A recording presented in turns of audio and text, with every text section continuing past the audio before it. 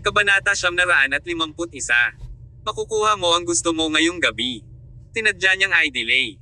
Ang lahat ay dahil maaari siyang umani ng maraming benepisyo mula kay Kirin Sommer sa mas mahabang panahon na ginugol niya sa pagtatrabaho sa bagay na iyon. Tingnan kung gaano kaagad naging hindi mapakali si Kirin pagkatapos ng pagkaputol ng supply chain ng Red Spider. Sa lahat ng kanyang sama ng loob, agad niyang tinawagan si Nathan at humingi ng tulong. Nawala ang ngiti ni Nathan at sumagot, "Relax Kuya Kirin, I am working on it as hard as I can right now. Ipinapangako kong ihahatid ko ang taong pinag-uusapan sa iyo mamayang gabi. Sigurado ka ba?" Talaga, muling pagtibay ni Nathan. "Dapat maghanda ka, Kuya Kirin. Tisiguraduhin kung makukuha mo ang gusto mo ngayong gabi." "Magaling." In-end ni Kirin ang tawag pagkatapos ng one-word reply niya. Pagkababa ng kanyang telepono, dahan-daang bumungad sa kanyang mukha ang malamig na masamang tingin, na napalitan ang kakaibang tingin niya kanina. "Black Reaper, White Reaper." "Oo, Master. Ipunin mo lahat ng fighters, kung nasaan man sila. Gusto kong mamatay si Tyr Sommers ngayong gabi." Wahahaha. Sa opisina ng direktor ng Northern Grace, kinuha ni Nathan ang kanyang tasa ng kape, binigyan ito ng ilang suntok upang palamig ang mainit na likido, at ininom ito sa isang lagok. Pagkatapos ay kinuha niya ang telepono sa tabi niya at nag-punch sa isang set ng mga numero. Mabilis na konektado ang tawag at dumating ang boses ni Leyley Holst. "Halika sa opisina ko, Leyley," sabi ni Nathan. "Oo naman, Director Link." Pagkalipas ng ilang minuto, pumasok sa opisina ni Nathan ang kaakit-akit na si Leyley, nakasuot ng palda, sando, at isang pares ng matataas na medyas. Nang makita si Leyley, naramdaman ni Nathan ang pag-agos ng dugo sa kanyang ulo. Siya ay palaging may isang bagay para kay Leyley, ngunit kumilos ng naaangkop dahil hindi niya sinuklian ang kanyang pagmamahal. Gayunpaman, ito ay naiiba ngayon. Dahil binabalak niyang ilantad ang kanyang tunay na intensyon, hindi na niya kailangan pang magtago ng harapan. Hindi man siya gusto ni Leyley, ang pagnanais niya para sa kanyang katawan ay nagdidikta na gagawin niya ang lahat upang makamit ang kanyang layunin. Habang iniisip niya iyon ay lalo siyang nasasabik. Tumingin siya sa kanya na may masamang kislap sa kanyang mga mata. Nang maramdamang may mali sa kilos ni Nathan, hindi na mamalaya na napakunot ang noo ni Leyley. Mabilis na nakabawi si Nathan at sinabing, "Maupo ka, Leyley. Ano ang gusto mong inumin?" Umiling si Leyley. "Salamat, Director Link, hindi ako nauuhaw." Walang pakialam na sagot ni Nathan at nagpatuloy, "Mula nang sabihin mo sa akin ang tungkol sa pagkakataon para sa Northern Grace na magtrabaho sa Autumnfield Group, kinuha ko ito sa Board of Directors. Ginugol namin ang huling 2 araw na tinatalakay ang pagiging posible ng pakikipagsapalaran at nakarating sa isang conclusion." Agad namang umayo si Leyley nang marinig niya si Nathan. "Ano ang conclusion, Director Link?" Sumagot si Nathan, "Ang pagnanais ng Autumnfield Group na pumasok sa merkado ng fashion sa Hilaga ay maghihikayat sa pagkabalisa at karaingan ng mga lokal na negosyo at kumpanya. Ngunit, sila ay isang napakalakas na kumpanya pa rin sa bansa. Hindi lamang iyon, sila ay gumagawa ng napakahusay sa kanilang e-commerce na negosyo sa ibang bansa. Pagkatapos ng ilang pananaliksik at talakayan, napagpasyahan namin na maaari naming subukan ang pagkakataong ito." Napabangon si Leyley sa tuwa. "Sigurado ka ba?" "Oo." Tumanggaw si Nathan. "Kakausapin ko kaagad si Sofia para makakuha siya ng isang tao mula sa Autumnfield Group na pumunta para talakayin ang mga detalye ng partnership agreement," sabi ni Leyley. Walang pagmamadali. Umiling si Nathan. "Nakarating kami sa konklusyong ito pagkatapos ng maraming deliberasyon. Bago tayo magpatuloy, mayroon pa ring mga obserbasyon na isasagawa. Kasama sa mga obserbasyon ay ang mga taong nagkokonekta sa 2 kumpanya. Kailangan nating tiyakin na walang katiyakan bago tayo gumawa ng pinal na desisyon." "Don't worry, Leyley. At least we are now considering the opportunity, di ba?" Medyo natarante si Leyley sa proseso ng pag-iisip ni Nathan, ngunit hindi niya ito masyadong pinag-isipan. Hangga't nagagawa niya ang assignment para kay Sofia, iyon lang ang mahalaga. Kung paano ito nangyari ay ang pinakamaliit na alalahanin niya. "Ano ang iyong mga susunod na hakbang, Director Link?" Pagkatapos ng maikling pag-iisip, sinabi ni Nathan, "Bakit hindi mo tawagan si Miss Zoneta para sa isang pulong? Magagawa niya ang mas malalim na pagpapakilala sa Autumnfield Group." Gagawa ako ng mabilis na pag-aaral at ipapagawa sa mga tao ng Autumn Field Group. At kapag matapos na nakumpirma na ang lahat, kung lalapit tayo ngayon sa Autumn Field Group ngunit magpapasya na hindi natin gustong magpatuloy sa partnership, hindi ba ito nakakahiya? I totally understand, Director Link, masayang sabi ni Leyley. I am going to call Sofia right now. Sure? Lunch is on me? Sagot ni Nathan. Masayang umalis si Leyley sa opisina ni Nathan. Samantala, tumingin ang lalaki sa kanyang balingkinitang figure at sinasteryosong dinilaan ang kanyang mga labi. Pagkaalis ni Leyley, kinuha ni Nathan ang cellphone niya at nag-dial ng number. Kumuha ka ng mga lalaki, Cyclas, may kailangan kang gawin para sa akin mamaya ng tanghali. Matagal nang naghihintay si Nathan na may Michelin Star na restaurant ng mag-alas 12 na ang orasan. Ang restaurant ay kabilang sa Pamilya Link. Pinili ni Nathan na i-reservo ang buong restaurant, hindi para tanggapin si Sofia Zoneta, ngunit para maiwasan ang atensyon ng mga hindi kinakailangang individual. Sakay sa kanyang pulang kotse, dumating si Sofia sa entrance ng restaurant. Pagkalabas ng kotse, mabilis na lumapit si Leyley sa kanya. Ikaw pala, Sofia, bati ni Leyley. Oo. Nakangiting tumango si Sofia. Pumayag ba talaga si Northern Grace na magtrabaho sa Autumn Field? Sumagot si Leyley, hindi pa nagagawa ang pinal na desisyon, ngunit pagkatapos ng konkretong pagsusuri, mukhang mas gusto ng kumpanya ang pakikipagtulungan. Inimbitahan ka ni Director Link dito ngayon dahil gusto niyang malaman ang higit pa tungkol sa Autumn Field Group. Tumango si Sofia. Tinala ko ang mga ulat at impormasyon ng Autumn Field. Kapag nalampasan na sila ni Mr. Link, ipapasa ko ang baton sa taong namamahala sa Autumn Field. Siya na ang bahala sa talakayan mula rito. Tara na. Dalawang payat at magagandang babae ang makikitang pumasok sa Michelin Starred Restaurant. Pumilis ang tibok ng puso ni Nathan nang makitang pumasok sina Sofia at Leyley. Bago ito, hindi pa niya nakita ang tunay na anyo ni Sofia dahil nagawa niyang magnakaw ng isang sulyap sa huling pagkakataon. Ngayong nasa harapan na niya si Sofia, napagtanto niya mas kaakit-akit siya kaysa kay Leyley. Agad na lumitaw ang maruruming pag-iisip sa kanyang isipan, I'm going for Sofia Zoneta once I done with this matter. Habang tumatakbo ang kanyang mga iniisip, si Sofia at Leyley ay naglalakad palapit sa kanya. Kabanata 952. Masyadong maganda. Nice to meet you, Mr. Link. My name is Sofia Zoneta. Magalang na iniabot ni Sofia ang kanyang kamay kay Nathan Link, ngunit sa halip ay nadiskubre niya na sinusuri siya nito. Pumunot ang noo niya habang nagmamadaling inabot ni Nathan ang kamay niya at sinabing, Nice to meet you too, Miss Zoneta. I reserved this restaurant for tonight.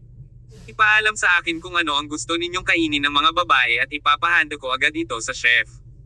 Hindi mo dapat ginawa iyon, Mr. Link. Ang iyong kabutihang loob ay lubos na pinahahalagahan, sagot ni Sofia. Para makapagtanghalian kasama ang isang dilag na tulad mo, Miss Zoneta, kailangan kong maghanda lamang ng pinakamagagandang karanasan.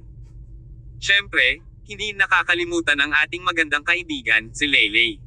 Nakaramdam ng kakaiba si Leyley kay Nathan nang sabihin niya, may daladala si Sofia na mga dokumentong nagpapakilala sa Autumn Field Group. Director Link, bakit hindi mo tingnan? Tama. Mabilis na ipinasa ni Sofia kay Nathan ang mga materyales sa kanyang mga kamay at sinabing, Mr. Link, narito ang isang detalyadong pagpapakilala ng profile ng kumpanya ng Autumn Field Group. Kalakip din ang mga detalye hinggil sa kanilang pagnanais na makatrabaho si Northern Grace. Huwag magatubiling magtanong sa akin, susubukan kong sagutin ang mga ito. Gayunpaman, tinabi ni Nathan ang mga dokumento. Hindi naman ako nagmamadali. Mag-toast tayo. Well. Tumingin si Sofia kay Leyley, na bahagyang tumango. Itinaas nila ang kanilang salamin. Cheers to you, Mr. Link. Upang ipakita ang kanyang sinseridad, inubos ni Sofia ang baso ng alak sa isang lagok. Pinagsalikop ni Nathan ang mga kamay niya. Wow, you can drink. Si Sofia, na bahagyang namula ang pisngi, ay nagsabi, Mr. Link, so how should we proceed? Proceed. Gustong ipagpatuloy ni Sofia ang pagsasalita ngunit biglang nakaramdam ng pagkahilo. Ito ay kakaiba. Kahit na mababa ang kanyang tolerance sa alak, ang malasing pagkatapos ng isang baso ng alak ay tila itinulak ito. Anong nangyayari sa'yo, Sofia? Tanong ni Leyley na nag-aalala sa kakaibang reaksyon ng kaibigan. Samantala, nagsimulang sumili ang nakakatakot na ngiti sa mga labi ni Nathan. Director Link. Biglang sinara ang mga pinto ng restaurant, at halos 7 matipunong dude na nakasuot ng itim ang lumapit sa kanila mula sa lahat ng direksyon. Nanguna sa gang ay isang lalaking may parang caterate sa kanyang mga mata, Cyclas ang pangalan niya. Master Link, bati niya. Nakayuko, nagutos si Nathan, itali siya at ihatid kay Master Kirin Summers. Oo. Agad na nagsipagtrabaho si Cyclas at ang kanyang mga tauhan, hila-hila ang walang malay na si Sofia. Napabalikwa si Leylay sa kanyang sentido. Hindi siya nakainom ng kasing dami ni Sofia pero nanghihina pa rin ang kanyang mga paa. Ano ang sinusubukan mong gawin? Tanong niya. Dahil sa instinct, pinuntahan niya ang mga ito para pigilan, ngunit bumigay ang kanyang mga paa nang tumayo siya. Lumapit si Nathan sa kanya at hinawakan siya sa braso. I've always liked you, Leylay, and you know it. You will be my woman soon. Hey! Ano sa tingin mo ang ginagawa mo, Nathan Link? Tatakot, sinubukan ni Leylay na lumaban, ngunit natagpuan ang kanyang sarili na nawawala ng lakas habang lumilipas ang oras. Hindi niya inaasahan ang ganitong pangyayari. Dahil dinala niya si Sofia para sa isang pulong, hindi niya inakala na maglalagay si Nathan ng bitag dito, para lang makasama niya sila. Kahit na si Nathan ay isang lalaki na mukhang magalang at pinagsama-sama, siya ay talagang hamak sa ilalim ng harapang iyon. Tumigil ka sa ginagawa mo, Nathan Link. Alam mo ba kung sino siya? Siya ang tagapagmana ng Zonete Group. Hindi maliligtas ang pamilya Link kung itutuloy mo ang iyong ginagawa, sigaw ni Leylay. Walang pakialam si Nathan kung i-pressure siya ni Leylay sa background ni Sofia. Natawa siya at sinabing, ang mga Zonete ay isang grupo ng mga mahina. Naku, Leylay, hindi ako kundi si Kirin Summers ang may gusto sa kanya. Kilala mo ba kung sino si Kirin Summers? Ang nararapat na tagapagmana ng pinakamakapangyarihang pamilya sa Norte. Mabuting magkaibigan sina Sofia Zonete at Tyr Summers, kaya gusto siya ni Kirin Summers na mahuli para mabantaan niya si Tyr Summers. Kung ikukumpara sa nangingibabaw na pamilyang Summers, bakit ako mag-aalaga sa maliit na pamilyang Zonete? Kirin Summers. Tyr Summers. Ulit ni Leylay. Narinig ni Leylay ang tungkol kay Kirin, ngunit hindi kay Tyr. Alinmang paraan, sa wakas ay natanto niya ang kalubhaan ng kanilang mga sitwasyon. Siya ay ginamit, at nasaktan pa ang kanyang matalik na kaibigan sa proseso. Namilipit si Leylay at nagpupumiglas ngunit walang epekto. Kasabay nito ang walang malay na si Sofia na inihatid palabas ng restaurant ni Cyclas at ng kanyang mga tauhan. Si Leylay naman, binuhat siya ni Nathan at agad na umakyat sa isang kwarto. Hindi. Nagmakaawa at nagmamakaawa si Leylay, pero hindi siya bibitawan ni Nathan, hindi pagkatapos ibunyag ang tunay niyang kulay. 3:00 na ng hapon. Sa isang rustikong kagubatan ng kawayan, si Kirin, na nakasuot ng puting damit, ay nagmukhang isang prinsipe mula sa isang fairy tale. Nakahawak siya ng paintbrush at makikitang abala sa pagpinta sa isang canvas na nakalagay sa mesa. Sa mismong harapan niya ay may upuan kung saan nakaupo si Sofia. Imitayan pa rin siya. Sino ang nakakaalam kung paano inilagay ni Nathan ang mga droga sa kanilang mga inumin? Ilang oras na ang nakalipas pero wala pa ring senyales ng paggising ni Sofia. Kahit noon pa man, maganda pa rin siya gaya ng dati. Tila lasing, para siyang anghel na nakahiga sa upuan. Maganda lang siya. Nang makita si Sofia sa unang pagkakataon, labis na naakit si Kirin. May nagbihis sa kanya ng isang set ng robe. Si White Reaper ang may gawa nito dahil ayaw niyang may ibang lalaki na humawak sa kagandahang tulad niya. Nakasuot ng roba, lalo pang nakakaakit si Sofia. Sa wakas, inilabas ni Kirin ang kanyang brush at canvas, lahat para ma-immortalize niya ang kagandahan sa kanyang painting. Natapos ito sa loob ng 2 oras. Nang matapos siya, hindi napigilan ni Kirin na bigyan ng banayad na halik ang painting. Nang tuluyang magising si Sofia, inaantok niyang binuksan ang kanyang mga mata at nakaramdam ng matinding pagkabalisa nang hindi niya makilala ang kanyang paligid. Nasaan ako? Sino ka? Tanong niya, tumingin sa paligid sa takot. Hindi ba't nakipag-meeting siya kay Nathan sa isang Michelin-starred na restaurant? Paano siya napunta dito bigla? Siya ay tumayo ng katutubo, ngunit sa kanyang takot, natagpuan na ang kanyang mga paa ay nakatali sa upuan. Kabanata 953. Iyon ang iyong computer. Sino ka ba? Ano ang sinusubukan mong gawin? Let me go. Sigaw ni Sofia. Nakangiting tumingin si Kirin Summers kay Sofia Zoneta at nagsimulang maglakad palapit sa kanya. Hindi mo ba ako kilala? Tanong niya. Ikaw. Habang si Sofia ay nakatingin kay Kirin ng may takot, naisip niya mukha itong familiar. Biglang may pumasok na pangalan sa isip niya. Ikaw si Kirin Summers. Tama, ako si Kirin Summers. Yumuko si Kirin at huminga ng malalim sa buhok ni Sofia. Bakit hindi ko ipaliwanag sa'yo ang lahat? Ihinatid ka sa akin ni Nathan Link. Naku, huwag nating kalimutan ang kaibigan mong si Leyley Holst. Kung hindi ako nagkakamali, nakahiga siya sa kanyang kama habang nag-uusap tayo. I heard that you are good friends with Dear Summers. Lalong natakot si Sofia. Hey, anong gusto mo? Wahahaha. Kaway ng kamay ni Kirin, parehong Black Reaper at White Reaper ay mabilis na lumapit sa kanya. Handa na ang lahat, young master. Ang lahat ng mga mandirigma ay natipon na, habang ang Kirin squad ay handa na at handa nang umalis. Dear Summers ay hindi aalis sa lugar na ito sa sandaling siya ay dumating. Pagaling. Inilabas ni Kirin ang isang cellphone. Pagkuha ng post ng isang photographer, itinuon niya ang kamera ng telepono kay Sofia. Don't move, my fair lady. I'm going to take a short video of you and send it to Dear Summers. You are his good friend, right? Lalapitin ka niya kapag nalaman niyang kinidnap ka. Pagkatapos ay pinindot niya ang record button. Pagkaupo sa upuan, namilipit at nagpupumigla si Sofia habang sumisigaw ng malakas, bitawan mo ako. Huwag kang pupunta, Dear. Isa itong bitag. Huwag kang pupunta. Talagang karakter ka, sabi ni Kirin. Pagkatapos kuna ng video, ni-replay ni Kirin ang video na tila natuwa sa sarili. Medyo maganda. Halatang natuwa si Kirin sa kinunan niyang short video. Pagkatapos ay inatake niya ang isang pro-hacker sa internet ng Northern Six Doors.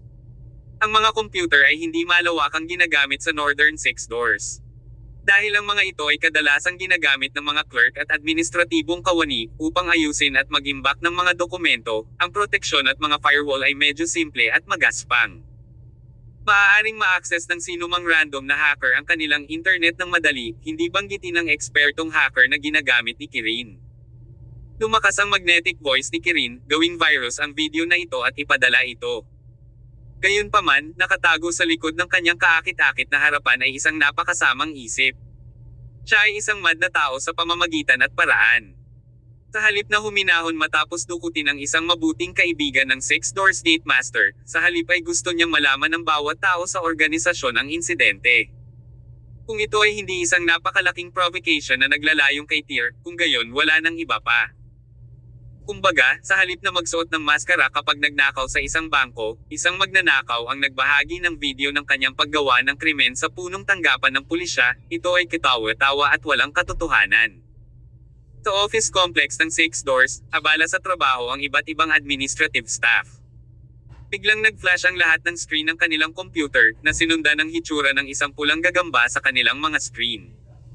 Ito ay mukhang napakabuhay at nagkaroon pa ng 3D na epekto. Kung hindi binibigyang pansin ng isa, mukhang isang aktwal na pulang gagamba ang nasa screen mismo. Isang mahiyaing babaeng staff ang sumigaw sa takot, "Arg!"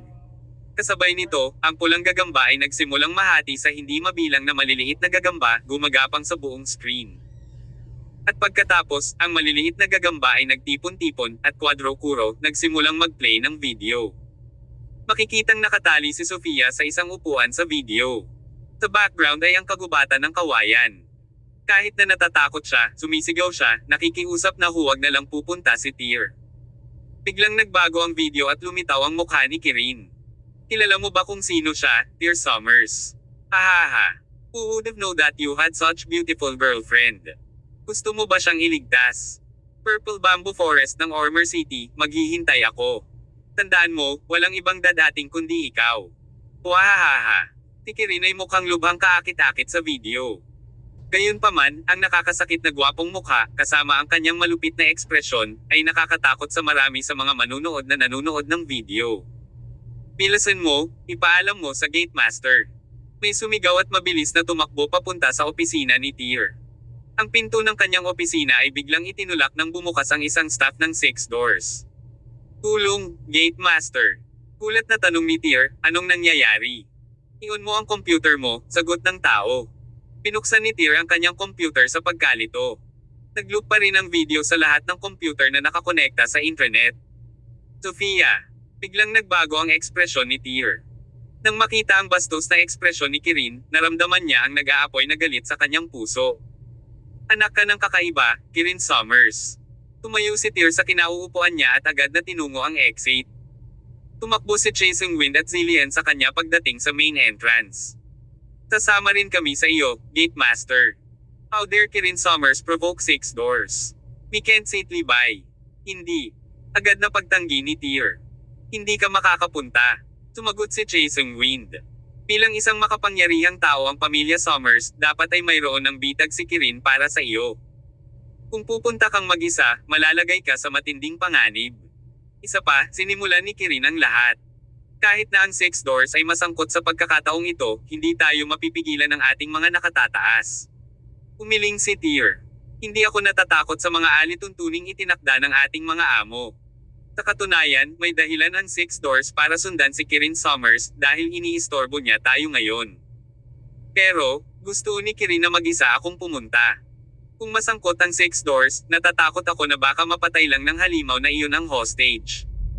Isa pa, lahat kayo ay magdaranas ng matinding pagkatalo kahit na sa huli ay manalo pa kayo sa laban. Babalik pa lang ang 6 doors. Hindi ito ang tamang oras para ilagay ang lahat sa hindi kinakailangang panganib. Huwag kang mag-alala, hindi ako pupuntang mag-isa. Mayroon akong mas mahusay na mga pagpipilian upang tawagan. Dahil ayaw magsalita ng marami, mabilis na lumabas si Tyr sa main entrance. Gate Master. Gustong hikayatin ni Chae Seung-win at Zillian si Tyr. Gayunpaman, ikinawin niya ang kanyang kamay at sinabing, tandaan na walang sino man sa inyo ang kikilos ng walang pahintulot ko. Ito ay isang utos. Lahat ng lumalabag ay parurusahan sa ilalim ng mga regulasyon ng 6 na pintuan. Kabanata 954. All out. Umalis mag-isa si Tyr Summers. Kinuha niya ang phone niya at dinial ang number ni Drishit. Drishit, ang kaibigan ko ay nahuli ni Kirin Summers. Ang lokasyon ay Purple Bamboo Forest sa Ormer City. Hindi lang yan, gusto niya akong pumuntang mag-isa. I need all of you to wipe all traces clean. Ipinaalam ni Tyr kay Drishit ang sitwasyon sa lalong madaling panahon. Pagkatapos makinig, sumagot si Drishit ng maikli hanggat kaya niya, naiintindihan. Sa pagmamaneho laban sa araw, isang sedan ang mabilis na bumaba sa highway, kasunod ng bilis ng araw habang ito ay patungo sa kanluran patungo sa Purple Bamboo Forest sa Ormer City. Sa parehong pagkakataon, mabilis na tinipon ni Drishit ang lahat ng 10 miyembro ng Nemesis. Mataimtim siyang nagsalita, ang target ay sa Purple Bamboo Forest sa Ormer City. Gusto kong maghiwa-hiwalay kayong lahat at makarating sa lokasyon sa loob ng 2 oras. Ibaba ang lahat ng lalaki ng Kirin Summers kapag dumating na kayo. Patayin mo silang lahat sa utos ni Chief. Gusto kong itago mo ng buo ang kinaroroonan mo at takpan mo ang lahat ng iyong mga landas. Kung sino man ang mag-expose sa sarili nila at maging dahilan para mabaigo ang rescue plan. Kill yourself. Oo, Ginoo. Ang mga miyembro ng Nemesis ay nagbigay ng maikling tugon at mabilis na binuwag. Gamit ang sarili nilang paraan, tumungo sila sa Purple Bamboo Forest sa Ormer City ng mabilis hanggat maaari. Medyo kakaiba ang panahon ngayon.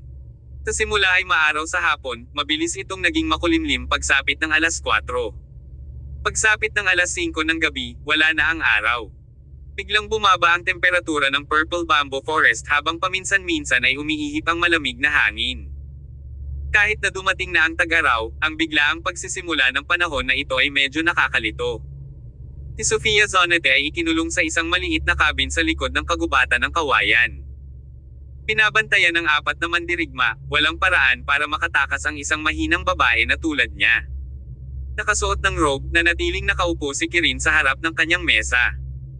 Siya ay abala sa pagpipinta, at gumugol ng sumunod na 2 oras sa pagguhit at pagpipinta ng isang comic strip. Ang unang panel ng comic strip ay naglalarawan sa eksena ng pagdating ni Tyr sa Purple Bamboo Forest. Nakulong siya sa isang malaking, madugong labanan sa mga tauhan ni Kirin. Ang sumunod na eksena ay nagpakita kay Tyr na hinuli ng mga tauhan ni Kirin at itinali sa isang operating table. Matapos kunin ng propesor ang kanyang bone marrow, tinurukan siya ng napakalaking halaga ng Red Spider, na naging isang walang konsensya na hayop na nakikinig lamang kay Kirin. Si Kirin ay nagtataglay ng isang mahusay na imahinasyon. Kung gusto niyang maging isang comic artist, natamasa niya ang malaking tagumpay sa buong mundo. Gayunpaman, libangan lamang niya ang making art.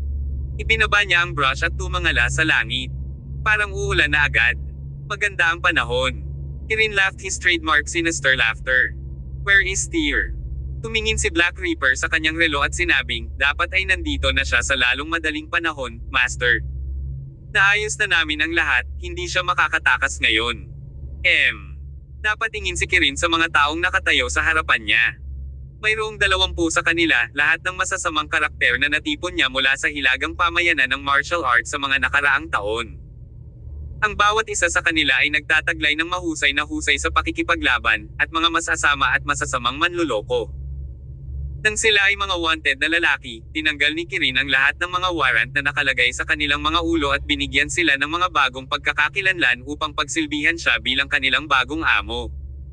Maliban doon, ang Kirin Squad ay nakaayos at nakahanda sa paligid ng kagubatan ng kawayan. Mercenaries for hire, 16 sila. Kahit na hindi sila kasing husay na manlalaban gaya ng naunang grupo, taglay nila ang napakahusay na kontrol at pangunawa sa mga baril at iba pang katulad na armas. Bawat isa sa kanila ay isang marksman sa kanilang sariling karapatan. Para mahuli si Tyr, ginamit ni Kirin ang lahat ng kanyang kapangyarihan. Sa sobrang lakas ng lineup, parang masaya at laro lang para kay Kirin ang paghuli kay Tyr. Para sa kanya, kahit na ang pinakamakapangyarihang lalaki sa Hilaga, sina Sean Yarn at Excalibur Willow, ay hindi niya sila kasing astig. Hayaan mo na si Tyr na nasa 20s pa lang. Napatingin ulit si Kirin sa langit habang bumubulong, "Where are you, Tyr Summers, where are you? Halika na dali. Mamamatay ang pinakamamahal mong kasintahan kapag hindi ka dumating agad." Naku, hindi ko siya bibigyan ng madaling kamatayan. Ang daming interesado sa girlfriend mo. Wahahaha. Nasaan ka na? Halika na dali. Isang bagzo ng hangin ang umihip, itinaas ang mga lantang dahon ng kawayan sa lupa. Sa labas ng kagubatan, may huminto na sasakyan. Bumukas ang mga pinto nang mag-isang pumasok si Tyr sa kagubatan ng kawayan. Malakas na mamamatay tao na aura, iyon lang ang naramdaman niya nang tumuntong siya sa kagubatan ng kawayan. Kahit na hindi makita o mahahawakan ang nakamamatay na aura, ito ay totoo.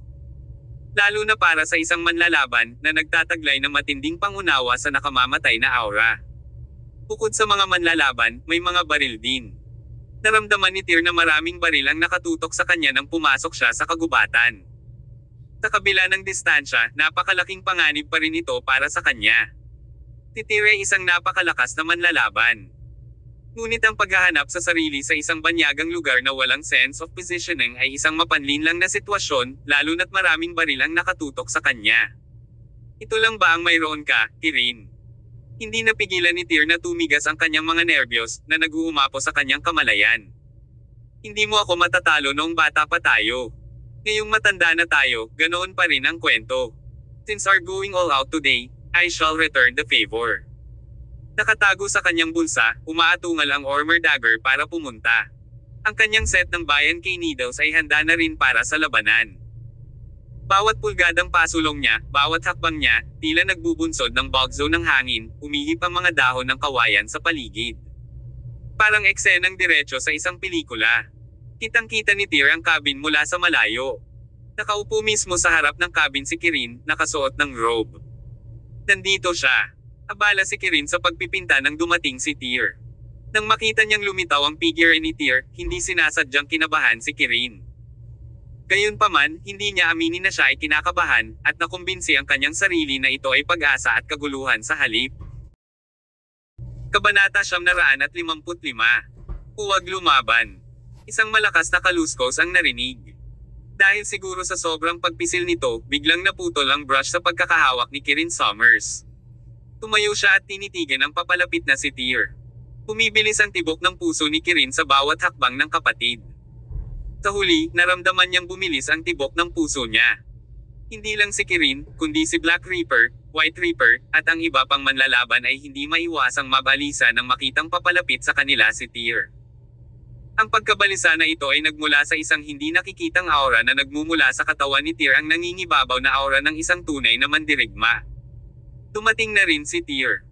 Bagamat dumating siyang mag-isa ng walang anumang armas, lubos niyang dinaig ang lahat sa lugar sa bawat hakbang niya. Siya ay tunay na isang pambihirang tao sa lahat ng oras. Nasaan ang kaibigan ko? Tanong ni Tyr. Siya ay nakatayo wala pang 10 metro ang layo mula sa Kirin, na may 20 o higit pang masasamang mandirigma na humaharang sa natitirang bahagi ng daan. Sa una ay nakatayo sila sa mga gilid, na may mga sandata sa kamay. Nang lapitan sila ni Tyr, mabilis silang nagtipon sa gitna, na hamarang sa kanya mula sa pagpapatuloy upang maabot si Kirin. Nagtaas ng kilay si Tyr at nagpatuloy, I came alone, Kirin Summers. Yet, from what I see, it feels like I have all of you cornered instead. Why? Are you afraid now? Takot sa'yo. Napatayo bigla si Kirin. Sa katunayan, nakaramdam siya ng takot nang makita niya nang malapitan si Tyr. Pero syempre, hindi niya ito aaminin. Sa kanya, ang lahat ng ito ay dulot ng kanyang pananabik. Dahil maraming beses nang nagpapalitan ng mga pag-atake sa nakaraan, sa wakas ay oras na para makipag head-to-head laban kay Tyr. Excited si Kirin. Matagal na siyang naghihintay. Bukod dito, nakaset up na siya ng Purple Bamboo Forest.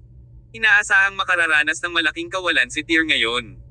Gayunpaman, kahit na ang mga pagkakataon ng tagumpay ay matatag na pabor sa kanya, bakit hindi mapalagay si Kirin? Dumating ka sa wakas, Tyr Summers. Ang iyong maliit na kaibigan ay naririto sa akin. Sabihin mo, paano mo siya ililigtas? Sabi ni Kirin. Pinalakpakan niya ang kanyang mga kamay, at kaagad, 4 na mandirigma ang naghatid kay Sofia Zoneta palabas mula sa cabin na kawayan. Narinig agad ang nag-aalalang boses ni Sofia, hindi ka dapat pumunta, Tyr. Marami siyang naghihintay na lalaki para tambangan ka rito. Go. Leave me behind. Just go now. Kirin smacked his lips and said, Look, Tyr Summers, look at how concerned your girlfriend is for you. Ah, what a sad story we have right here. Tell me, what do you feel now? Nag-iisip ka ba ng mga paraan upang iligtas ang iyong kasintahan, o nag-iisip ka ba sa paghingi ng awa sa iyong mga tuhod? Ayokong humingi ka ng awa. Hindi, gusto kong makita kung gaano kalakas ang egotistic mong sarili. Mas malakas ka ba o mas makapangyarihan ako? Inalis ni Kirin ang kanyang pangitaas, nagpakita ng isang katawan na may lakas at kagandahan, at naglakad patungo kay Tyr. Why don't we fight one-on-one, Tyr? You can leave this place with your girlfriend if you win. Nagulat si Tyr nang marinig si Kirin na parang bata na hiling. Para kay Kirin na labanan si Tyr ng one-on-one ay walang pinagkaiba sa pagpunta niya sa isang suicide mission. Gayunpaman, si Tyr ay hindi madaling magtiwala sa mga salita ni Kirin, dahil ang huli ay kilala na nagsasalita ng ligaw. What's the point of making such a joke? Tyr looked at Kirin with squinted eyes. If you really mean what you said, I will fight you with my eyes closed. Ha ha ha ha. Umagalpak ng tawa si Kirin at sinabing, Oh, magaling kong kapatid, Tyr, kilalang kilala mo ako. Isinuot niya ang kanyang sando at idinagdag, tama, hindi kita inaaway. Gaano ba ako kawalang alam para gawin ito? Mahigpit na ang hawak ko sa'yo, bakit naman ako makikipag head-to-head sa'yo, ha? Nilinggan ni Kirin ang kanyang mga nasasakupan at nagutos, Go. Go and get him. Kaagad na may hawak na mga sandata, mabilis na pinalibutan ng kanyang mga tauhan si Tyr. Gayunpaman, sumigaw si Kirin, walang armas. Gusto ko ng buhay, gusto ko ang bone marrow niya. Paano kung patayin mo siya? Ibaba mo ang mga armas mo. Ang mga mandirigma ay nagmamadaling ibinaba ang kanilang mga talon at espada at hinigpitin ang kanilang mga kamao. Nanatiling nakatayo si Tyr na parang isang matibay na puno ng oak habang mariing nakatitig kay Kirin. Kinuha ni Kirin ang kutsilyo, pinatalas ang brush na nabasag niya kanina, at inilagay sa lalamunan ni Sofia. Tumingin siya kay Tyr nang may kakaiba. Kapag lumipat ka, mabutas ko ang lalamunan ng girlfriend mo, Tyr Summers. No. Tyr? No. Iwan mo na lang ako dito. Napasigaw na naman si Sofia, tanging sampal lang ni Kirin kay Sofia sa pisngi. I-block mo ang bibig niya, utos ni Kirin. Isang manlalaban sa tabi ni Sofia ang naglabas ng isang rolyo ng tape at tinakpan ang kanyang bibig. Hindi lamang iyon, ang kanyang mga paa ay nakatape din. Agad namang natahimik si Sofia. Tumulo ang dugo habang ang matalas na dulo ng brush ni Kirin ay unti-unting tumago sa kanyang lalamunan. Tandaan, hindi ka dapat mag-aaway o mamatay ang iyong kasintahan. Bam! Isang matipunong lalaki ang nagpalipad ng kamao kay Tyr. Bawat isa sa mga mandirigmang ito ay may mga kamao na parang martilyo. Ang suntok sa pisngi ni Tyr ay agad na naging magulo ang mukha. Hindi gumanti si Tyr. Nanatili siyang matatag kahit sinuntok. Bilang palaban, hindi lang magaling makipaglaban si Tyr, lumalaban din siya sa mga pambubugbog. Ibaba mo siya. Bam! Bam! Bam! Sunod-sunod na pinaulanan ng suntok si Tyr. Bawat isa sa mga suntok ay napakalakas, na tumitama sa buong katawan niya na parang isang napakalaking martilyo. Yung mukha niya, dibdib, tiyan, guya. Pati yung crotch niya ay tinamaan ng husto. Sa isang iglap lang, mahigit 100 suntok ang natamo ni Tyr sa kanyang katawan. Ang kanyang mukha ay ganap na duguan, at nagsimula siyang magpakita ng mga palatandaan ng pagbagsak. Bam! Nag-flying kick si Black Reaper sa tiyan ni Tyr. Parang saranggola, lumipad paatros si Tyr, paikot-ikot bago huminto sa lupa. Tatayo na sana siya nang sinipa siya ng isa pang manlalaban sa kanyang baba. Siya ay ipinadala sa pagbagsak habang siya ay tumalsik ng isang napakaraming dugo. Kabanata 956. Game over. Hikbi, hikbi. Nakablock ang bibig, tanging mga humihikbi na tunog ang nagawa ni Sofia Zonata. Tumulo ang luha sa kanyang mukha dahil wala siyang ibang nararamdaman kundi ang sakit sa kanyang puso. Hinahangaan at nagustuhan niya si Tyr, at minsan ay pinagpapantasyahan niya na makasama siya. Gayunpaman, isa na siyang lalaki na may pamilya. Hinding-hindi sila maaaring magkasama. Kahit gaano kalapit ang kanilang relasyon, magkaibigan lang sila. Ngunit ngayon, handang magdusa si Tyr ng sakit at pagpapahirap sa kamay ng kanyang kaaway para sa kanya. Sobra ito para kay Sofia, na naging sanhi ng kanyang mentally crumble. Ganoon din para kay Kirin, ngunit sa kanyang kaso, nangyari ito dahil sa pananabik. Tuwang-tuwa siya nang makitang inaabuso si Tyr ng kanyang mga nasasakupan. Kung ano man iyon, magkadugo pa rin sila sa kalahating kapatid. One wondered kung bakit nagkaroon ng matinding galit si Kirin kay Tyr. Kahit na makita ang kanyang kapatid na bogbog sa isang pulpol, siya ay nanginginig sa pananabik.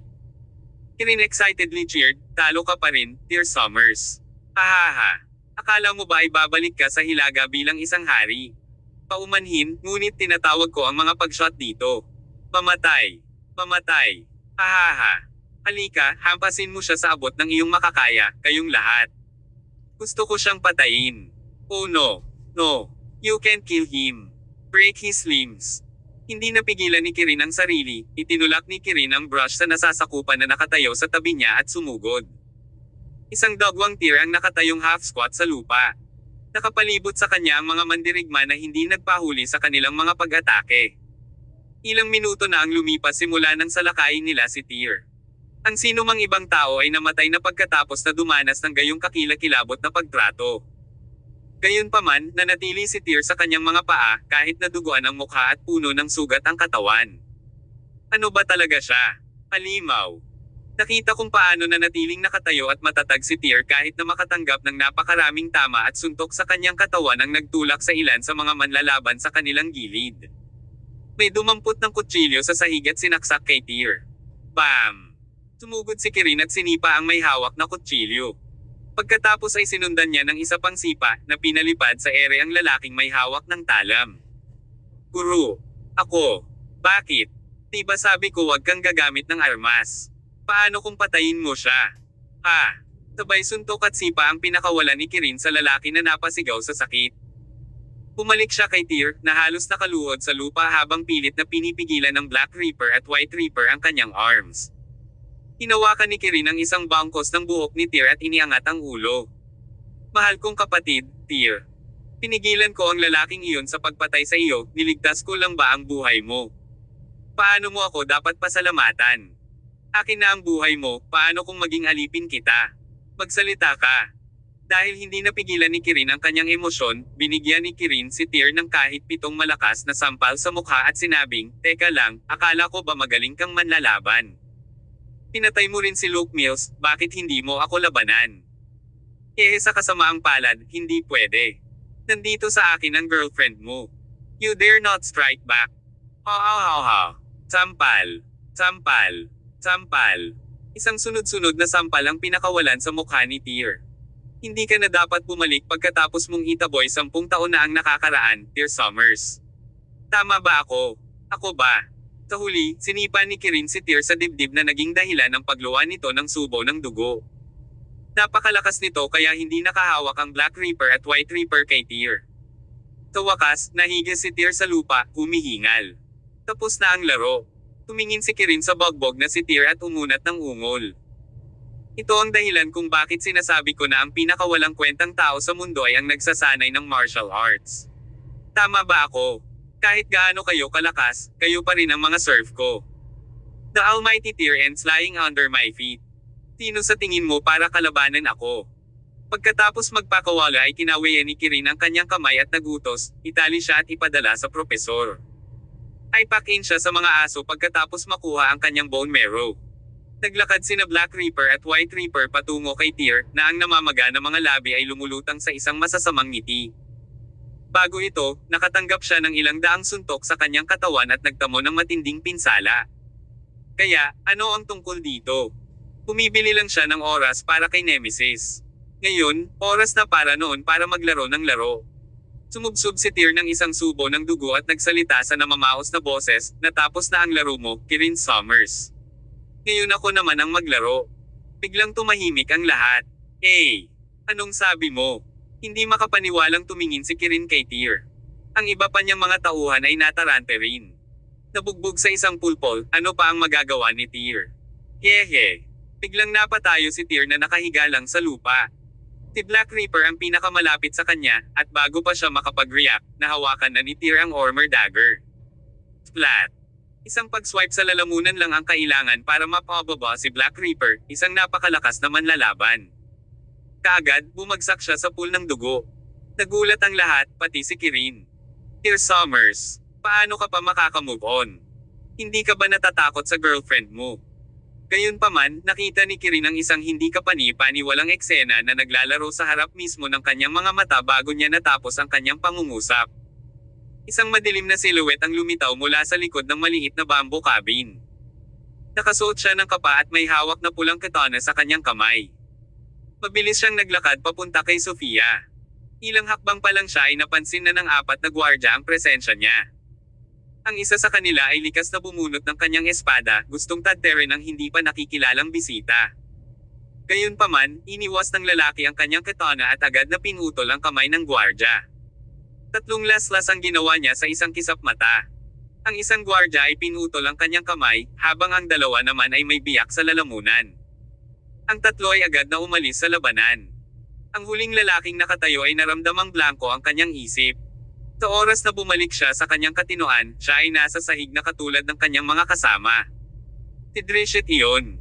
Bilang pinakamabilis na sword wielder sa 18 generals ng Regal Palace, mas mabilis pa siya kaysa kay Ash. Ang oras na kinuha upang kumurap ang mga talukap ng mata ay ang kailangan niya upang patayin ang 4 na manlalaban. Napakabilis ng pangyayari na walang bakas ng dugo na makikita sa talim ng kanyang katana. Inilagay ang kanyang katana, hinayla ni Drishet si Sofia mula sa kapahamakan at tiningnan ang bogbog na si Tyr. Hindi naman siya naawa, sa halip ay tumawa siya. Tumawa siya ng malakas sa abot ng kanyang makakaya. After all these years, this is my first time see you in such state. This is so funny. Kabanata 957. Nagsimula na ang aking laro. I need to take a picture of this to commemorate this occasion. Ipapasa ko ito sa headquarters at tawanan kasama ang ibang mga lalaki. Pagkasabi nun, kinuha talaga ni Drishet ang phone niya at binuksan ang camera app. Itinutok niya ito kay Tyr. I-click, i-click, i-click. Nagpa-picture talaga si Drishet at kinunan pa niya ito sa paraang sobrang pangit at nakakahiya kay Tyr. Napatulala si Kirin at ang iba pa sa ginawa niya. Ano ang sitwasyong ito? Saan nanggaling ang lalaking ito? Anong ginagawa niya? Akala ni Kirin na nasisiraan na siya sa sarili niya, hindi niya akalain na may mas malupit pa sa kanya. Si Drishet ay ganap na nasa isip. Sa kabila ng mga aksyon ni Drishet, hindi nagalit si Tyr, at sa halip ay tumawa siya ng maingat. Tumawa ng malakas si Tyr sabay tumalsik ng subo ng dugo. Ang eksenang ito ay magandang nakuna ni Drishet. Samantala, hinawakan ni Kirin ang kanyang buhok at umungal, patayin silang lahat. Swish! Biglang nag-react ang mga manlalaban na sa una ay natulala at agad na pinulot ang mga nalaglag nilang armas, na sumugod kay Tyr. Samantala, si Kirin ay likas na umatras pabalik sa isang ligtas na lugar. Ang una niyang naisip sa sandaling ito ay hindi niya maaaring hayaang makuha muna siya ni Tyr. Kung mahuli siya, gagamitin siya ni Tyr bilang collateral para takutin ang kanyang mga tagasunod. Ito ay isang bagay na hindi pinapayagan ni Kirin na mangyari. Hanggang ngayon, minamaliit pa rin ni Kirin si Tyr at sobra-sobra ang kanyang sarili. Matapos kumpirmahin ni Tyr ang kaligtasan ni Sofia, hindi na niya kailangan pang gamitin ang diskarte sa paghuli sa kinauukulan. Ngayon, binago ni Tyr ang tubig at nagkaroon ng lahat ng kalamangan. Swoosh! Dahil hindi na kailangan pang magpigil ni Tyr, ginamit niya ang kanyang trump card laban sa mga mabangis na manlalaban na ito. Ang Ormer Dagger ay lumitaw sa kanyang kamay. Sa bawat pagindayog ng punyal, hinahati niya ang bawat manlalaban. Sunod-sunod na pagindayog, ang mga mandirigma ay nahulog sa mga pool ng dugo. Ang talinis na punyal. Ang bilis. Ang ganyan. Flat. Tumalsik ang dugo habang sinaksak ang lalaki sa leeg. Sa isang iglap, 5 tao ang napatay ni Tyr. Ang mga pagpatay ay hindi palpak, at nagpatuloy ang masaker. Sa sandaling ito, mayroon pa ring mahigit 10 mandirigma si Kirin, ngunit bawat isa sa kanila ay nagpapanik. Ang mga taong ito ay dating malalakas at mabangis na mandirigma noong araw, na may hindi kapani-paniwalang lakas na hindi man lang mailarawan. Mula sa kanilang sariling mga pananaw, sila na ang pinakamasama at tusong mga masasama sa mundo. Gayunpaman, sa sandaling ito, nanigas ang kanilang mga katawan na para bang nakakita sila ng isa pang masama na mas malakas kaysa sa kanila. Tao ba siya? Paano siya naging tao? Napapaligiran siya ng napakaraming tao, ngunit sa isang iglap, sumabog siya ng may ganong nakakatakot at mabangis na lakas ng labanan. Napakalupit ba siya? Malupit siya, di ba? Ang mga mandirigma ay nagsimulang humakbang pabalik, at sa isang iglap, 2 pa ang nahulog sa ilalim ng mga laslas ni Tyr.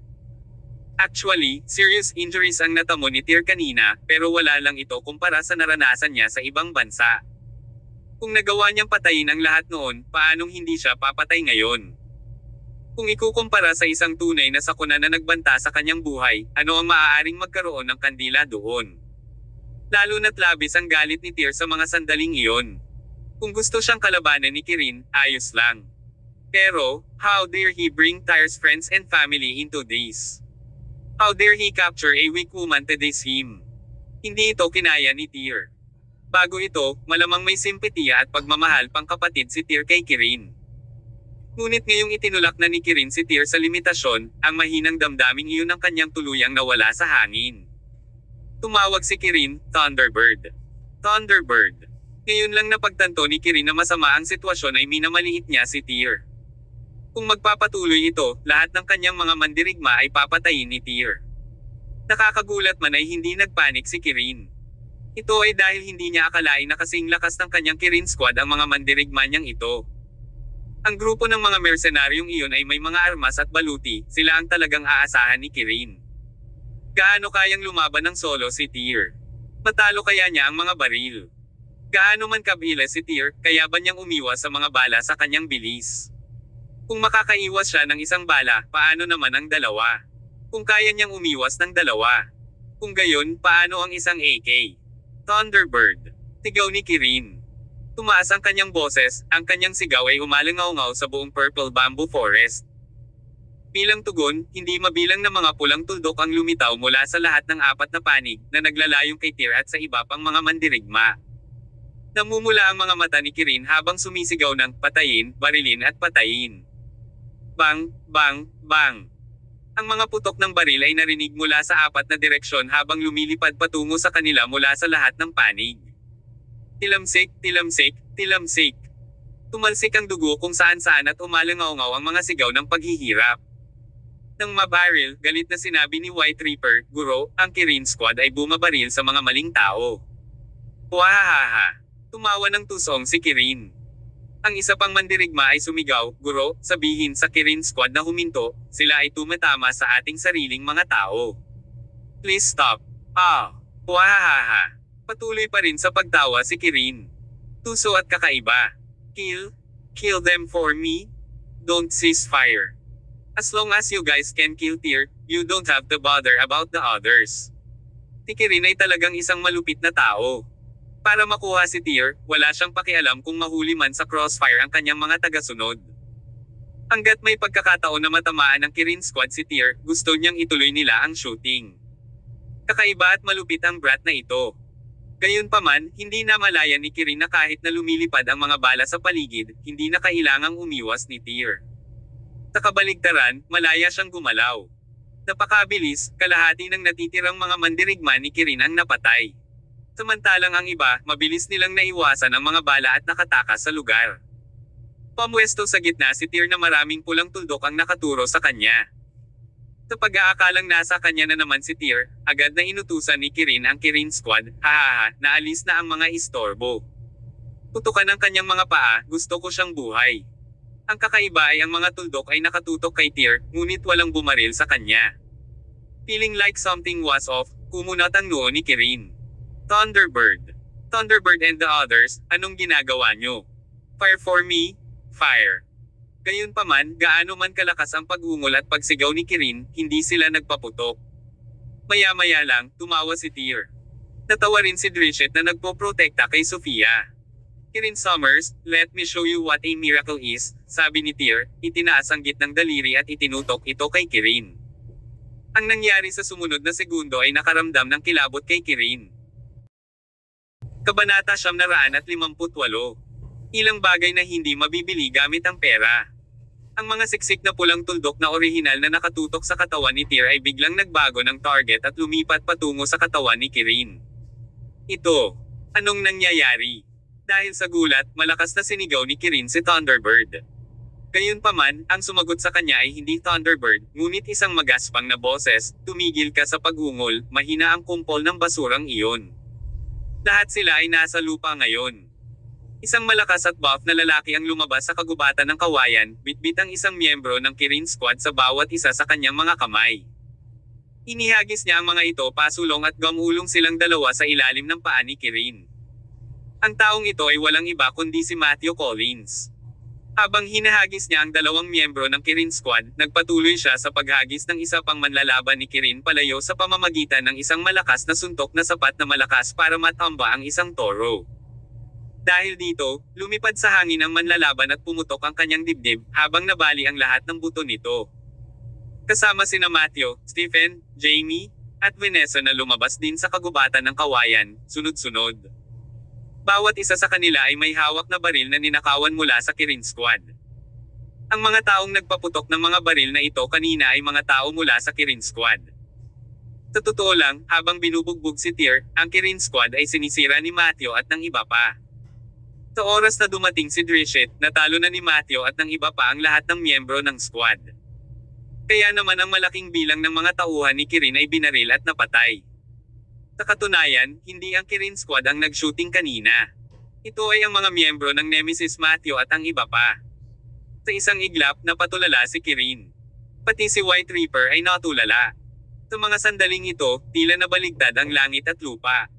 Napapaligiran ng mga kaaway na handang umatake sa kanila, hindi man lang nila alam ang kanilang sitwasyon ngayon. Gayunpaman, ang kanilang bangungot ay nagsimula pa lamang. Basag. Iyon ang tunog ng mga bitek ng buto. Biglang sumugod si Jamie patungo sa isa sa mga manlalaban ni Kirin sa bilis ng liwanag at sinipa ang kanyang guya. Ang mga buto ng guya ng manlalaban na iyon ay nagkapira-piraso at nagkapira-piraso. Masakit na napasigaw ang manlalaban. Nang sinubukan niyang lumaban, ang braso niya ay pinilipit ni Jamie. Basag. Pagkatapos ay ginamit ni Jamie ang kanyang mga kamay at tinadtad ang leeg ng manlalaban, na naging sanhi ng pagkaputol nito. Ang malupit na eksenang ito ay hindi lang isang beses nangyari. Sa sandaling ito, ang 10 miyembro ng Nemesis ay nakalock na sa kanilang mga target. Hindi sila gumamit ng baril, itinapon sa lupa ang mga baril na nakuha nila sa Kirin Squad na parang basura. Ang mga tunay na malalakas na mandirigma ay hindi gumamit ng mga ganitong uri ng armas, dahil ang mga baril ay masyadong mababa sa mga pamantayan para sa kanila. Nakakahiya at nakakahiyang gumamit ng mga ganoong bagay. Kaya, ginamit nila ang kanilang sariling mga kamao upang labanan ang kay Kirin na masasamang mandirigma. Bagamat malupit ang kanilang mga pamamaraan, ito ay nakatutok sa mga pinakamasamang tao.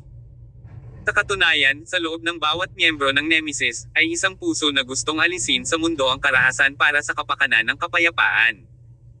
Sa isang iglap, kasama si White Reaper, ang lahat ay natalo at nakahandusay sa lupa. Isang bagzo ng hangin ang dumaan, kaluskos ang nakapalibot ng mga dahon ng kawayan. Biglang nagdilim ang kalangitan habang ang buwan ay tumataas sa langit, bahagyang nagniningning sa bawat miyembro ng Nemesis. Ipinakita nito ang kanilang kinang. Ito. Sa sandaling ito, pakiramdam ni Kirin ay parang nawala lahat ng lakas niya sa katawan. Hindi niya maintindihan ang nangyari, hindi niya makuha ang lahat. Paanong ang lahat ng kanyang mga tagasunod ay natalo sa isang iglap? Tungkol naman sa Kirin Squad na ipinagmamalaki niya, hindi man lang niya nasaksihan ang pagtupad ng kanilang tunay na layunin, ngunit natalo na sila. Sino ang mga taong ito? Iniwas ni Kirin ang kanyang tingin kay Drishet, Matthew, at sa iba pa. Bawat isa sa kanila ay nanginginig siya sa takot. Ang aura ng mga taong ito ay mas malakas kaysa sa sinuman sa kanyang mga tagasunod. Sa loob ng mahabang panahon, naniniwala si Kirin na sa pamamagitan ng pag-asa sa kanyang malakas na background upang makakuha ng isang grupo ng mga mamamatay tao na magtrabaho sa ilalim niya, magagawa niyang masakop ang parehong langit at lupa.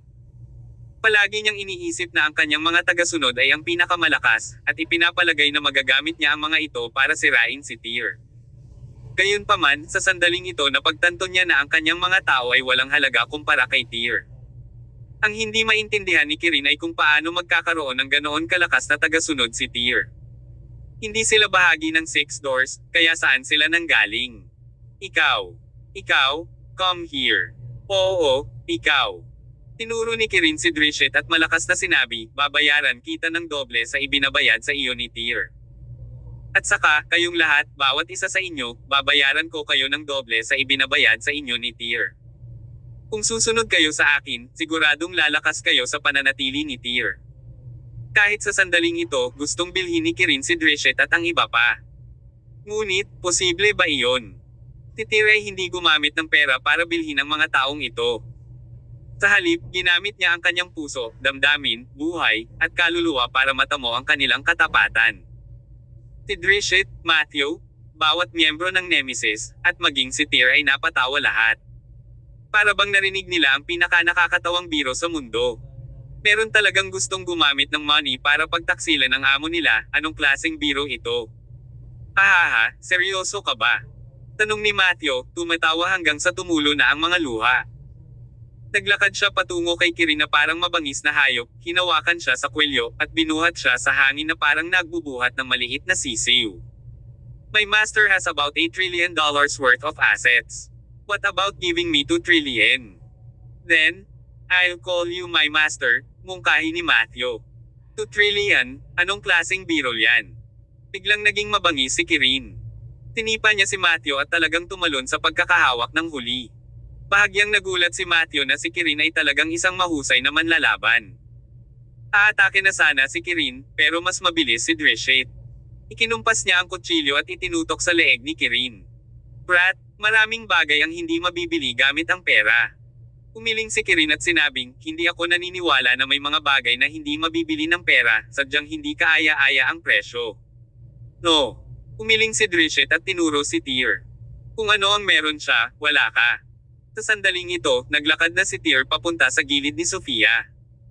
Kahit sugatan ng katawan at nababalot ng dugo ang buong katawan, nagawa pa rin niyang pumugan ng mapait na ngiti. Napaiyak tuloy si Sofia sa yakap ni Tyr na parang bata na humihikbi. Nang mahinang tapik si Tyr sa likod niya at inaliw siya, mas lalo pang umiyak si Sofia. Nagpatuloy si Drishet, si that brat. Ang aking amo ay may habag at katwiran. Kahit na hindi niya ito bayaran, ang babaeng iyon ay masayang mamatay para sa kanya. Naniniwala ka ba doon? Kabanata 959. Black Mantle. Gayunpaman, hindi siya pinaniwalaan ni Kirin.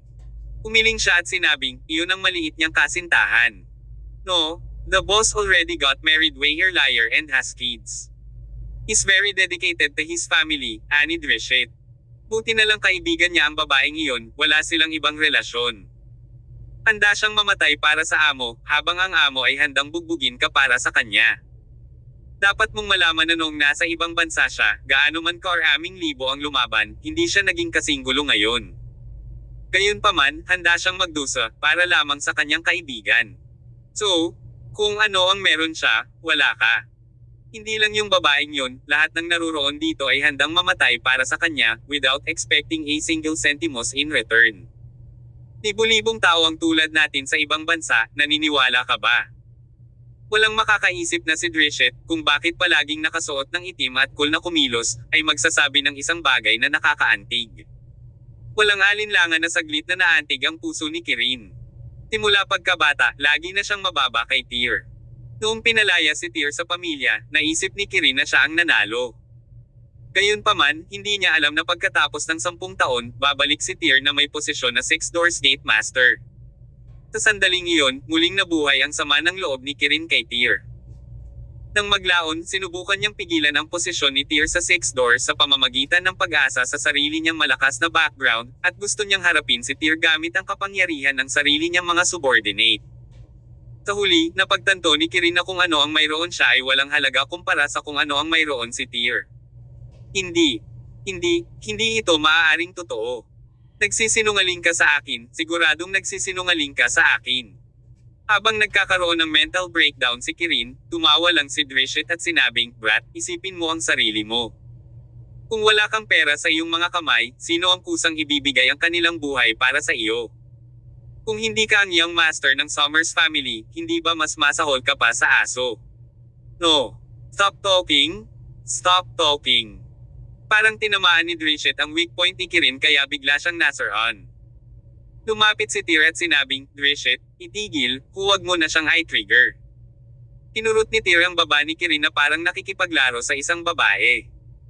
"Kirin, okay lang na target mo ako, but you should never bring my friends into this.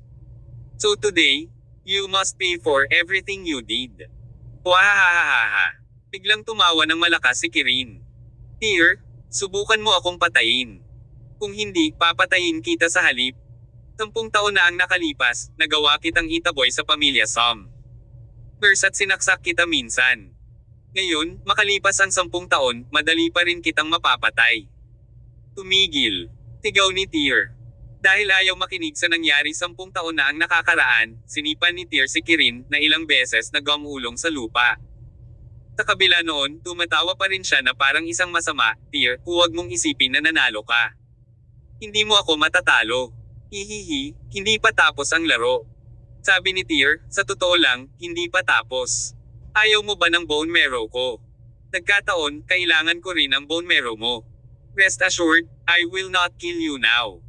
Hindi mo ba ako sinubukang i-blackmail sa pamamagitan ng pag-hostage sa kaibigan ko?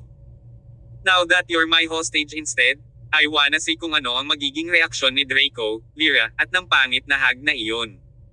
Hahaha. Habang biglang tumawa si Tyr, parang umiikot ang kanyang emosyon. Kalmado siyang tao noon pa man, sa mga ganitong sitwasyon lang siya mawawala ng kontrol. "Itali mo siya at isama mo." Utos ni Tyr. Agad namang naglakad sina Jaime at Stephen papunta kay Kirin. Noon lang, biglang umihip ang napakalaking hangin sa Purple Bamboo Forest. Ang mga kawayan na nakapalibot sa kanila ay kumaluskos ng malakas, at ang mga dahon sa lupa ay nabuo sa isang maliit na buhawi. Isang boses ang biglang tumunog. Kakaiba, ito ay malinaw na boses ng isang tao, ngunit ito ay parang umaalingaw-ngaw mula sa lahat ng direksyon. "Brat, bitawan mo ang aking binatang Panginoon. Pagkatapos, lumuhad ka at basagin mo ang iyong sariling mga kamay. Mapapatawad kita kung gagawin mo iyon," sabi ng mapang-uyam at mayabang na boses. Gayunpaman, ang taong nagsasalita ay nakita na siya ay may mga kwalifikasyon na maging ganoon ka-arrogant. Kaagad, ang lahat ng miyembro ng Nemesis, kabilang si Drishet, ay naging alerto at pumasok sa kanilang mga paninindigan sa labanan. Mula sa pangungusap na iyon, ramdam na ng lahat ang napakalaking lakas ng tao. Ito ay isang napakalakas at bihasang manlalaban.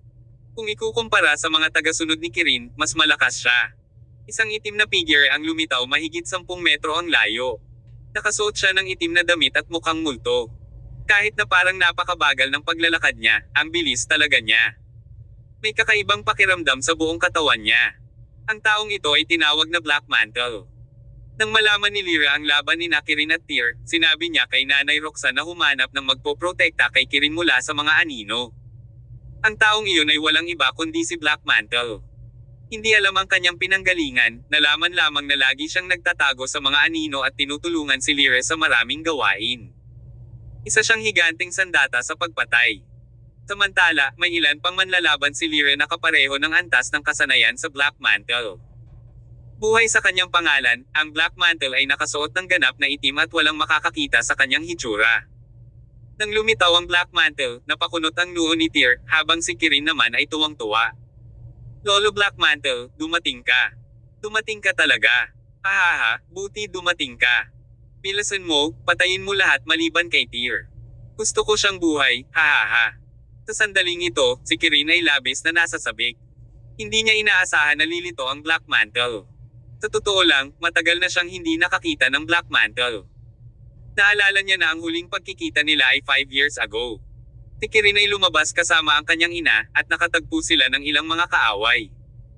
Sanay at nilagyan ng mga baril, mahigit 10 sa kanila ang nagawang patayin ang kanilang mga bodyguard. Tulad ng pagpapaligid nila Kirin at ng kanyang ina, lumitaw ang Black Mantle sa takdang panahon at natalo ang lahat sa loob ng isang segundo, tulad ng isang Diyos. Simula noon, nagkaroon ng malalim na impresyon si Kirin sa Black Mantle. Kahit na palagi niyang sinubukan na kumbansihin ang kanyang ina na ipakilala sa kanya ang Black Mantle, sa pag-asang kunin siya bilang isang subordinate. Ngunit, ang nakuha niya bilang tugon ay isang sampal mula sa kanyang ina, na nagsabing si Lolo Black Mantle ay hindi isang taong madaling kontrolin ni Kirin. Kaya, alam ni Kirin na ang Black Mantle ay hindi isang hindi simple. Kabanata 660. Ganap na sanay na manlalaban. Lolo Black Mantle, tanggalin mo na yan, tanggalin mo na sila. Sa sobrang tuwa ni Kirin ay namula ang mga mata. Bahagyang tumango si Black Mantle. Huling pagkakataon, lumuhad ka at humingi ng tawad. Sorry, Matthew cursed, his temper flare. Hindi niya kayang tiisin ang mga taong ganito na nagpapanggap. Sa pag-ungol, inihagis niya ang kanyang kamao patungo sa Black Mantle. Ang ginawa ng All Black Mantle ay isang hakbang pasulong. Kahit na parang isang maliit na hakbang ay agad siyang sumulpot sa harapan ni Matthew. Sa sandaling ito, dumating na ang kamao ni Matthew sa harap ng katawan ni Black Mantle. Isang kamao, direktang tama sa dibdib. Nakaramdam ng pagkasira si Matthew sa lalaking ito. Kahit na mukhang sanay ang lalaking ito, basura pa rin siya kay Matthew. Kumpiyansa siya na ang suntok niya ay makakabasag sa dibdib ni Black Mantle. Gayunpaman, sa sumunod na segundo, napansin ni Matthew na may mali. Kahit na ang kanyang kamao ay nasa katawan ng kanyang kalaban, walang naramdamang pagtutol si Matthew. Sa halip, naramdaman niya na ang kanyang kamao ay nasa isang bagay na malambot na parang lana. Parang hinigop nitong malambot na lana ang lahat ng lakas sa kamao ni Matthew. Anong nangyayari? Sa sandaling napagtanto ni Matthew na masama ang sitwasyon, katutubo niyang nais na bawiin ang kanyang kamao. Gayunpaman, sa sandaling ito, nakaramdam siya ng lamig sa kanyang kamao. Hinawakan ni Black Mantle ang kanyang kamay sa isang malakas ngunit malambot na pagkakahawak. Parang may ahas na pumulupot sa mga daliri ni Matthew. Mas mahigpit ang pagkakahawak, itinulak ni Black Mantle. Lumitaw ang puting ambon mula sa kanyang kamao. Kahit na tila magaan ang pagtulak, naramdaman ni Matthew ang isang malaking kapangyarihan na kumakalat sa loob ng kanyang kamao at sa kanyang braso. Boom! Napaatras si Matthew, at naramdaman niyang parang na-dislocate ang braso niya. Nang subukan niyang iangat ang kanyang mga kamao, naramdaman niyang mahirap itong gawin. Ang kakaibang pamamaraan. Malapit nang pumutok ang mga ugat sa noo ni Matthew. Gusto niyang magpatuloy sa pag-atake, ngunit likas na pinigilan siya ni Drishit. Sabay lumutang ang Black Mantle patungo kina Tyr at Kirin. Dalawang miyembro ng Nemesis ang sumugod, ngunit ang Black Mantle ay nakaiwas sa kanila sa kakaibang paggalaw. Pagkatapos ay sumalakay siya, pinalipad ang dalawang miyembro ng Nemesis. Isang bihasang manlalaban, siya ay isang ganap na bihasang manlalaban. Habang nasaksihan ni Stephen, Jamie, at ng iba pa ang eksenang ito, labis silang nagulat.